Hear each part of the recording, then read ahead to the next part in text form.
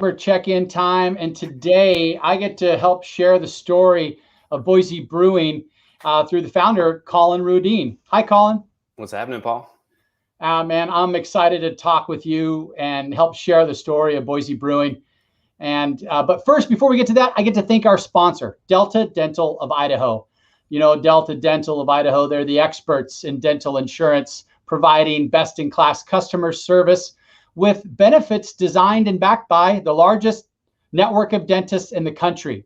And with that, I get to share a fun little video from our friends at Delta Dental. Here we go. Dental benefits are a smart and affordable investment for small businesses. Why? Some plans cost less than $1 per day per employee. You're more attractive to prospective employees. Plus, good dental health leads to good overall health, helping employees unleash their smile power and save money. Help keep your employees smiling with Delta Dental plans to meet your small business needs.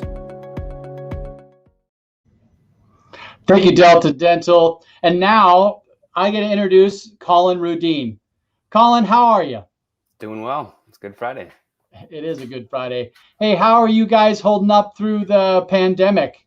How'd you guys hold up? We did decent. I mean, obviously we got kind of crushed just like everyone else, but with a little bit of help from the feds, we were able to weather the storm, at least cash-wise. Profit and loss statement doesn't look too happy, but that's kind of to be expected. Okay. We were fortunate too that we've got built in a lot of to-go products already, like, a lot of six-packs, a lot of t-shirts. We didn't sell a ton of that before the pandemic, but with a little pivot to selling more of that stuff, at least we had something kind of already made for us and ready to go. That helped a lot. Yeah, I know you have a dine-in version of your tap room, and those were affected, right? Every place you couldn't go into, but it was really probably neat that you had a can that you could sell at the grocery stores. For sure. I mean, we're selling a much lower margin product than pint in the tap room, but it's revenues. You can't be mad about that. Absolutely. That brand recognition on the shelves is so important. Well, hey, now that I got you, let's share the story. You have a unique business model, and which I think excited me the first time I met you and got involved with the brewery back in, I don't remember what year, 2015 or 2016 when you started, but tell us the story of and how you got involved and what spawned this community brewery. Yeah, so we do have a pretty interesting story. I guess in the very beginnings, it was just me in the driveway with my homebrew setup, and I was between jobs. I'd quit one job and I was intentionally taking a break, and the hobby was quickly spiraling out of control, you might say, to the point where I was making my own microcontrollers to try to automate some of the temperature processes in 15-gallon little batches. And my girlfriend at the time was no longer able to park a car in the garage, and you could kind of see like, okay, this has to go a different direction. So I was just a kid with, a beginnings of a business plan, starting to flesh it out and explore.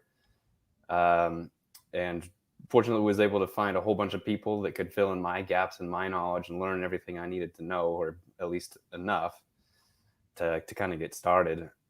But again, I was just a kid with nothing really to my name or a large bank account to back me up or anything. So quickly raising capital became the biggest issue that we were going to have to overcome, which is pretty common for a new business. But in our case, the brand was really based on community-supported agriculture, except we were calling it community-supported beer.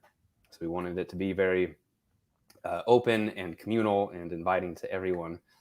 Which was fine as a brand, but generally speaking, as you're raising capital, that's not an option. Typically, you're usually restricted to about 35 people, which means if you need a bunch of money, they got to be pretty well off already so that they can afford to give you a big chunk of change. Nothing wrong with that, but that didn't really fit with what I wanted to do. I wanted our ownership to kind of reflect that community aspect, and that was difficult to find. But I talked to enough people and eventually found a way that we could have hundreds, unlimited investors. And that meant we could have a small buy-in, $1,000 was what we ended up with.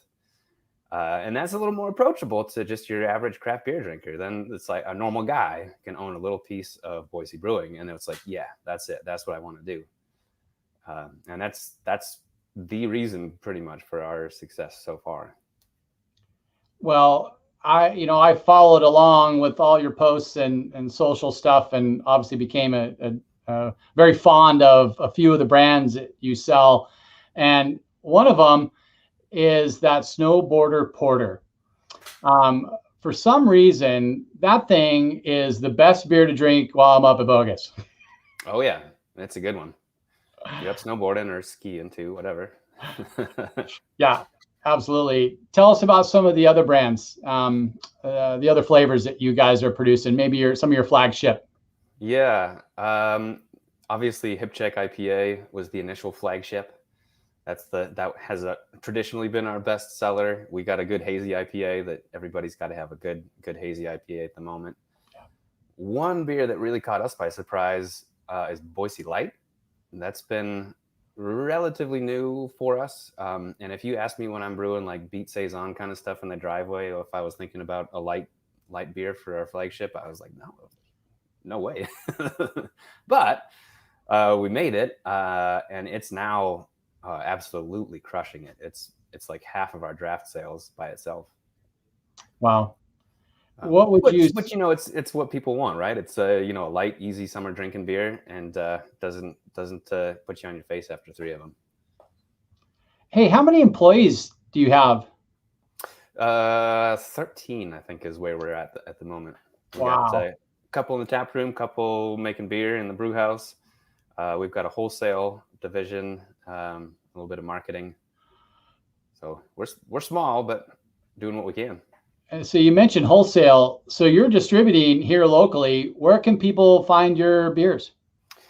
Most grocery stores will have something from us. Obviously, Albertsons is one of the bigger chains in the area, but all the Wincos, Fred Meyers, pretty much everybody carries us. And as far as restaurants and bars, we're around most places too. Of course, that's more rotational, so you come and you go and you play the game with everybody else. But generally speaking, if you're finding a beer somewhere, you can find us.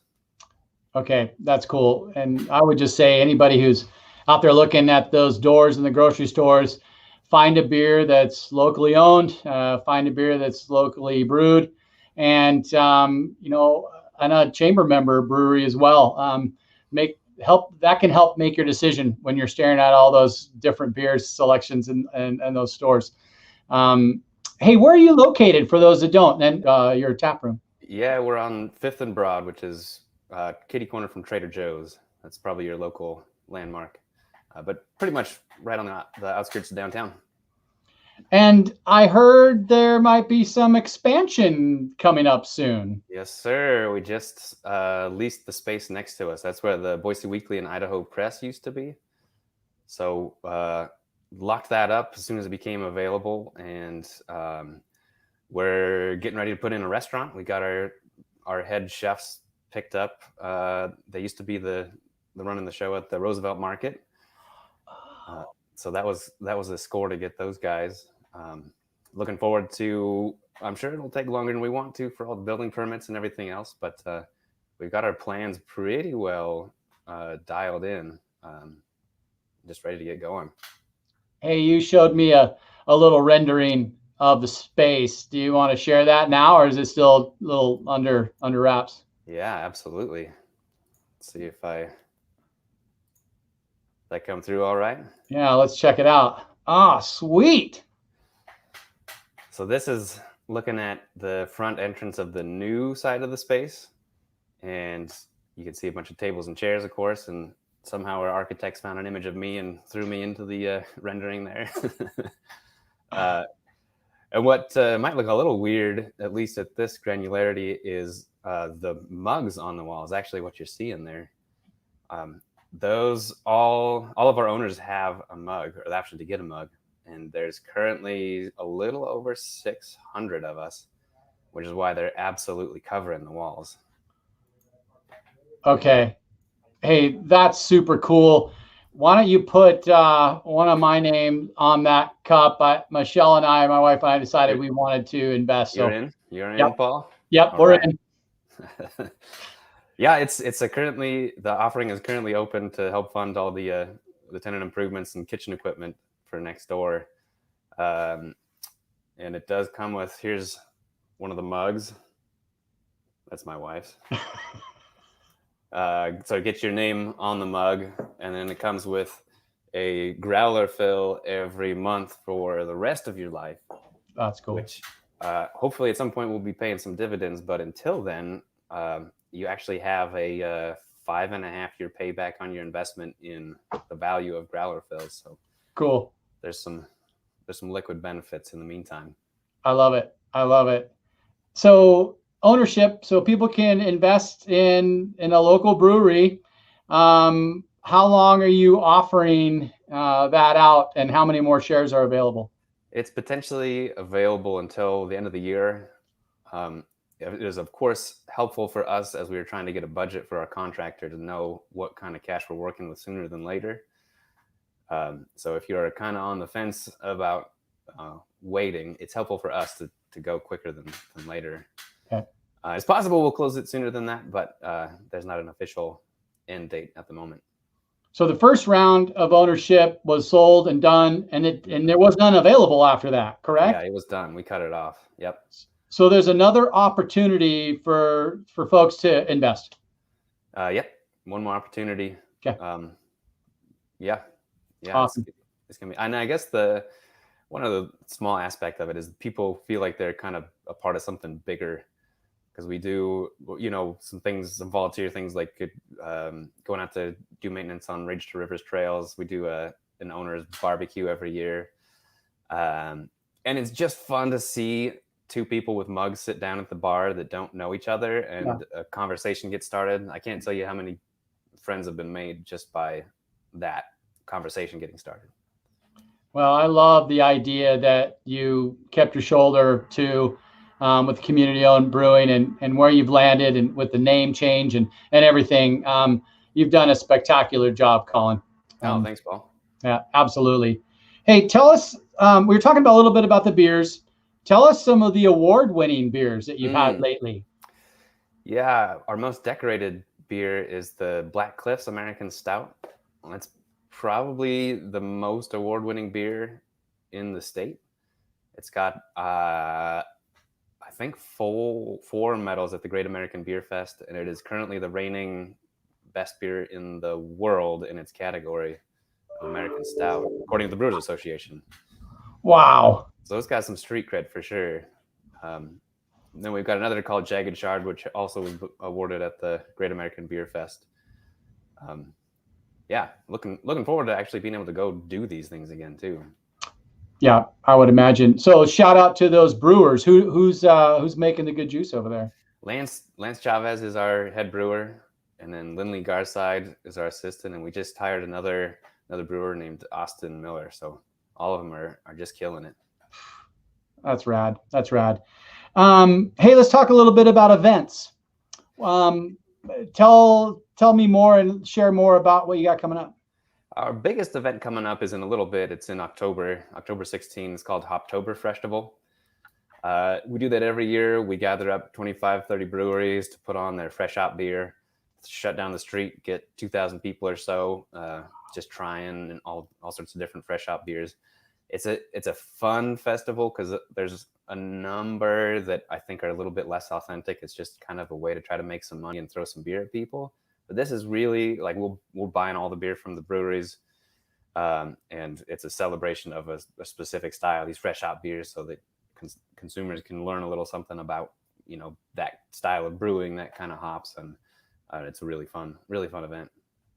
Okay, I threw your website down here at the bottom of the screen, scrolling along. That you can find out more information about the dates of this Fresh Hoptoberfest. You can look and dive into all the different flavors that they make. And there's also information on how to become an investor for this community-owned brewery. Collin, there's another thing I wanted to share. You have this really cool tap handle that provides cash for nonprofits. Tell me about that community-supported beer tap handle. Yeah, every month we pick one tap handle, one beer, that $1 from every pint of that goes to a local nonprofit. I think last month was Camp Rainbow Gold. Cool. And so every pint of Boise Light, $1 went to those guys. So it's, it's a little something. It kicks off $600 or so to a different charity every month.